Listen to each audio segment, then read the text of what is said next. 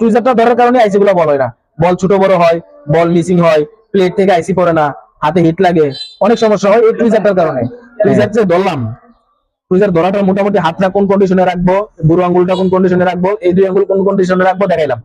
কিন্তু নিচে যে এখানে চাপ দিব আমরা, চাপটা কতটুকু দিব এটা মুখে বলা যাবে না, এটা আপনাদের হাতগুলো আগাইতে হবে।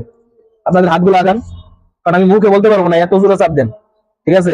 হটগান এটা বলে দেওয়া যাবে যে এত ডিগ্রি হিট রাখবেন, টেম্পারেচার রাখবেন, কিন্তু চাপটা কত রাখবেন এটা কোনো ডিগ্রি আছে, কোনো পরিমাপ আছে, ভাবা যাবে না।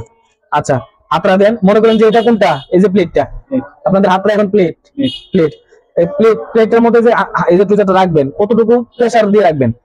কি বললাম, এই টুইজারটা ধরার কারণে আইসি গুলো বল হয় না, বল ছোট বড় হয়, বল মিসিং হয়, প্লেট থেকে আইসি পড়ে না, হাতে হিট লাগে, অনেক সমস্যা হয় এই টুইজারটার কারণে।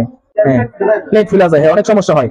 কি করতে হবে, এই চাপটাও সঠিক দিতে হবে, ধরলেন সঠিক ভাবে, কিন্তু চাপটা দিতে পারতেছেন না তাহলে কিন্তু হবে না। আপনি